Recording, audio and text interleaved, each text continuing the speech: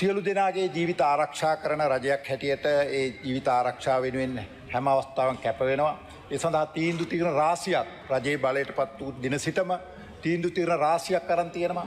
සමාජයේ සැරිසරන විශාල අවියායුධ ප්‍රමාණයක් තියෙනවා. විශේෂයෙන් පෞද්ගලික කාලේ දේශපාලනඥයන්ට දුන්නු අවියායුධ විශාල ප්‍රමාණයක් තවමත් බාර දීලා නැහැ. 100 ගණක් ආයුධ.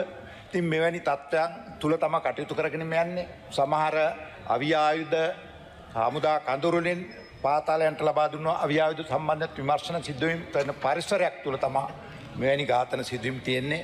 මේ ඝාතන සංස්කෘතිය අපි හෙලා දකිනවා. ඒ වගේම නැවත නැවතත් අපි කනගාටුව ප්‍රකාශ කරනවා මේ නීතිඥවරයාගේ සහභාර්යාවගේ පවුලේ ඥාතීන්ට. ඒ වගේම පහුගිය දිනක නැවත තවත් සිදුවීම් දෙකක් ආසන්නව සිද්ධ වුණා. මේ එකිනෙකට සම්බන්ධ සිද්ධීන් නෙවෙයි හුදකලා සිද්ධීන්. විශේෂයෙන් ගරු කතානායකතුමනි මේ එතුමා ආපු එකේ පළවෙනි ප්‍රශ්නය අදාළ වෙඩි තැබීම සිදු වූ ප්‍රදේශයේ අධ්‍යාරක්ෂක කලාපයක් නොවන බව අවධාරණය කරන්න අවශ්‍යයි. එමෙන්ම මේ හුදකලා සිදුවීමක් මිස ජාතික ආරක්ෂාවට කිසිදු ආකාරයේ තර්ජනයක් නැහැ. මේ රටේ නීතිඥ ප්‍රජාවෙත් සියලු ජනතාවගේ ආරක්ෂාව තහවුරු කිරීම රජයේ වගකීම. අපි ඒ වෙනුවෙන් බැඳී ඉන්නවා. මම පුදුම වෙනවා මේ එතුමා කියනවා මේ ප්‍රදේශයේ අධිආරක්ෂක කලාපයක් නොවේ කියලා. මීටර් 600ක් 700ක් යනකොට ආරක්ෂක අමාත්‍යාංශයක් තියෙනව නේද? ත්‍රිවිධ හමුදා මූලස්ථානයක් තියෙනව නේද? කොහොමද අධිආරක්ෂක කලාපයක් නොවේ කියන්නේ? ඒ ඇත්ත වශයෙන්ම මම හිතන ඔබතුමා උත්තර සපයන්න ඉස්සෙල්ලා පොඩ්ඩක් ඒ ගැන හොයලා බලන්න ඕන. නෑ මගේ ප්‍රශ්නෙන් පස්සේ ඔබතුමා උත්තර දෙන්න.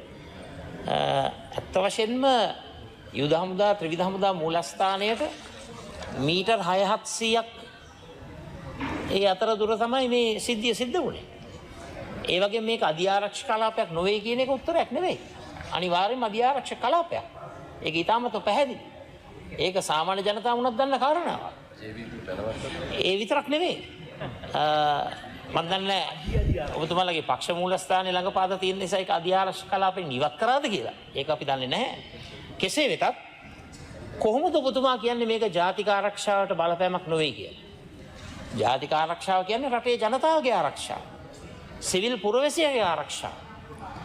අද නීති ආධිපත්‍ය ක්‍රියාත්මක කරන්නට, යුක්තිය පසදලීමේ ක්‍රියාවලිය ක්‍රියාත්මක කරන්නට මේ මිනිමරු සංස්කෘතිය, මේ ම්ලේච්ඡත්වය, මේ ඝාතන මහා බරපතල බලපෑමක් සිද්ධ කරලා තිබෙනවා. ඔබතුමා කියනවා වෘත්තිමය බාධාවක් නැහැලු නීතිඥවරුන්ට කටයුතු කරන්න. ඉතින් T56 බාධාවක් නෙවෙයිද?